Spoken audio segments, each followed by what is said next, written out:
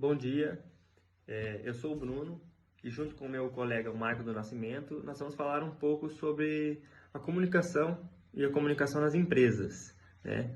Esse é um trabalho da pós-graduação do MBA de Gestão Estratégica Empresarial, disciplina de Comunicação Empresarial do professor Yuri Feitosa.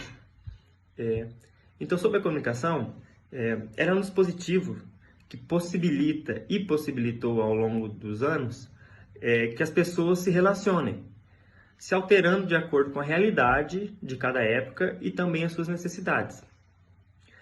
A evolução da comunicação ela demanda das pessoas, né? E a necessidade delas se comunicarem bem, para enfrentar as mais variadas situações, seja qual for o objetivo. O processo de comunicação representa um dos fenômenos mais importantes da espécie humana. O que a história mostra é que os homens conseguiram encontrar uma forma de associar determinado som ou gesto a um objeto ou uma ação, como, por exemplo, os efeitos sonoros e visuais, como sinais de fumaça, tambores, o berrante. A utilização desses artefatos caracteriza a tecnologia de comunicação em seus primórdios, já que através deles a mensagem humana ia alcançando maiores distâncias. Mas somente com a invenção da escrita, né, por volta do século IV a.C., é que o homem encontrou uma solução mais definitiva para o problema da distância, já que a mensagem escrita pode ser levada para outro lugar. Mais que isso, a escrita inaugura o início da história. Nós sabemos que a comunicação surgiu há muitos anos atrás, né? Ainda com os homens das cavernas, que como tinham uma inteligência um pouco mais limitada, eles se comunicavam com gritos e gestos, né? Assim como todos os animais da época que não detinham da fala. Com certeza, em um determinado tempo da história, esse homem aprendeu a utilizar seus objetos e a relacioná-los, né? Para caça, para proteção. E assim, os demais homens, né? Através desses gestos de repetição do processo que eles tinham, foram criando uma forma simples de linguagem, né? Bem primitiva. Com o tempo, essa comunicação foi adquirindo formas mais claras e evoluídas, né? Facilitando a comunicação não só entre um grupo, mas entre os outros grupos e outras tribos também. Foi aí que surgiram as primeiras comunicações escritas, né? Que eram aquelas pinturas que tinham nas cavernas, chamada de arte rupestre, que foram feitas em torno de 8.000 anos antes de Cristo.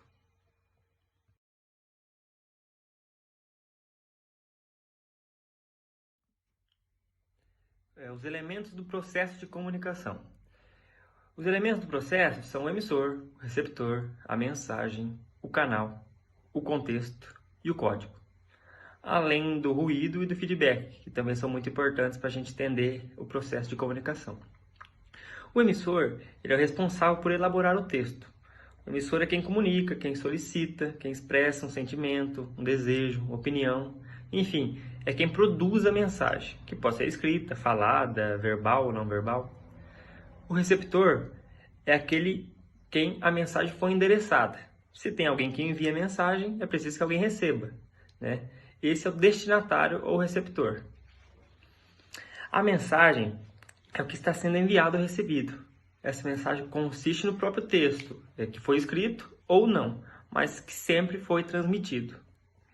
O canal é essa mensagem, né? Que é transmitida pelo responsável por garantir o contato entre o emissor e o receptor. É ele que veicula a mensagem, né? Pode ser por meio de rádio, TV, jornal.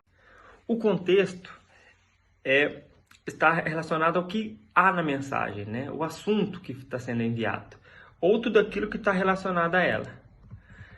Já o código, toda mensagem precisa ser expressa por um código, né? Constituído por elementos e regras comuns, tanto ao emissor quanto ao receptor.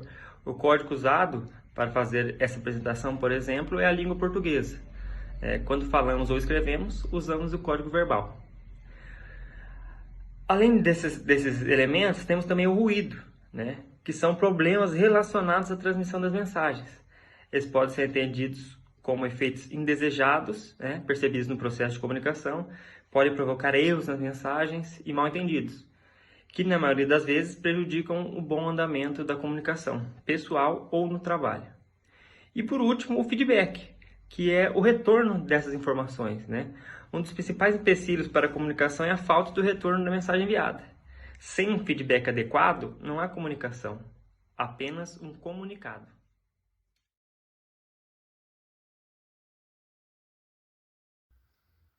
Bom, boa tarde, galera. Vou falar um pouquinho para vocês sobre os stakeholders. Os stakeholders basicamente são as partes interessadas na empresa, tanto interna quanto externamente. Daí é realizada essa divisão de interno e externo. Internamente seriam as pessoas que estão ali atuando no dia a dia da empresa, como os funcionários, os diretores, representantes e os prestadores de serviço. A parte externa seriam aqueles que têm interesses em comum com a empresa. Por exemplo, os fornecedores, os concorrentes, sindicatos, imprensa e poder público. Basicamente, seriam esses os stakeholders.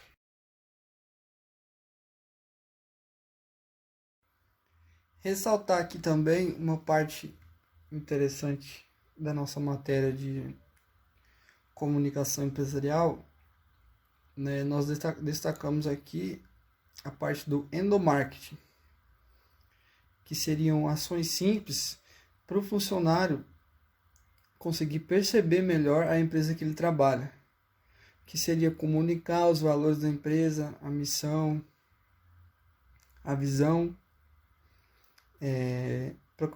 para que o colaborador se sinta engajado e também dessa maneira ele vai poder falar melhor da empresa externamente, né? Além de se sentir motivado. Então, o endomarketing é um princípio que não é muito falado no marketing meio em geral, mas é de extrema importância no âmbito empresarial.